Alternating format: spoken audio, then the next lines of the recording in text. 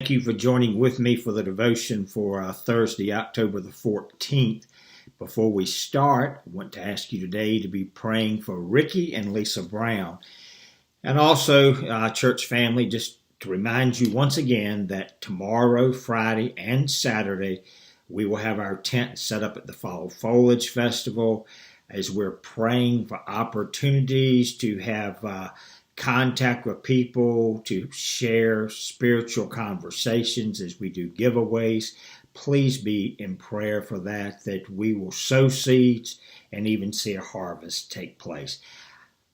We're covering the 5th chapter of 1 Peter today. I mentioned on Tuesday that every single chapter in 1 Peter mentioned suffering. Now, when he wrote the letter, it wasn't broke down into chapters and verses.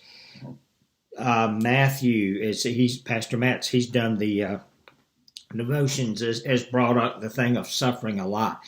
I have not counted, but I read that they said suffering in some degree is mentioned 15 different times in the book of 1 Peter, and they say that the only other book that talks about it more is the book of Acts.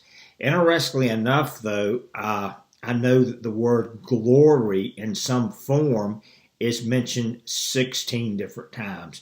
I guess when I read it one time, I went through and highlighted in green glory or glorify or glorifying, whatever. And I think there is an interesting correlation here that when people suffer for Christ, that the glory of God rest upon them.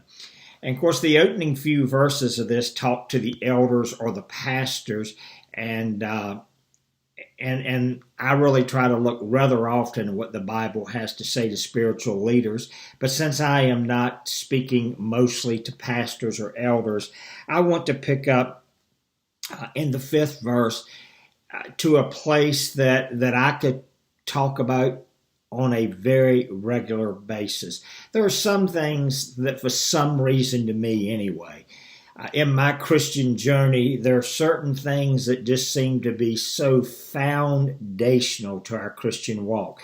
And here he is addressing one of them, where he says in verse 5, "Likewise, you younger people, submit yourself to your elders. Yes, all of you, be submissive one to another." You know, in Ephesians, we know that it says, wives, submit to your husbands. But before that, it says, submit to one another out of the fear of the Lord. And then he goes on and says, and be clothed with humility. As if we have this choice that by the grace of God, the Spirit of God, we can put humility on and choose to walk in it. And then is this powerful statement that should be an alarming statement to us.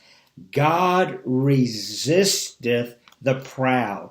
That literally is the picture of an army being arrayed against somebody.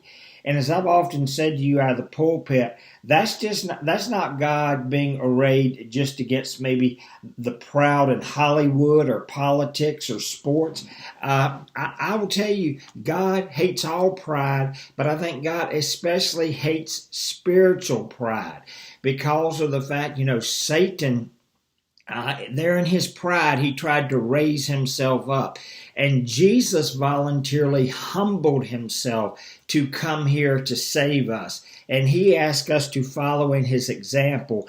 So on one hand, he stands against the prideful, but he gives grace to the humble. And this is where I say that to me, this is such a vital part of the Christian life.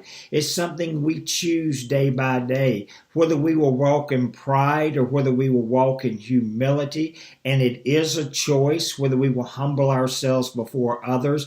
But God has promised if we will do that, he will be the one to look out for us. Because as it says in verse 6, if we will humble ourselves under the mighty hand of God, he will exalt us in due time. We trust him to lift us up, not others lift us up. And then He says, cast all your cares on me. Sometimes we think it's only the big cares. He didn't say the big ones. He said all cares. Whatever your cares are today, however big, however small, if they're your care, you can cast it on the Lord.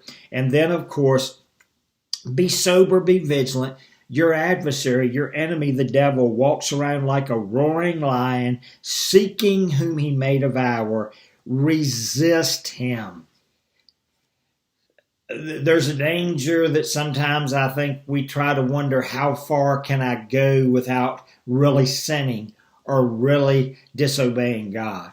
Well, here's what God would, just like it says in, I think it's 1 Corinthians, flee fornication. Here he says, when we see darkness coming in, resist the devil, steadfast in the faith. So today, there's just so much powerful in this chapter, so much in this book.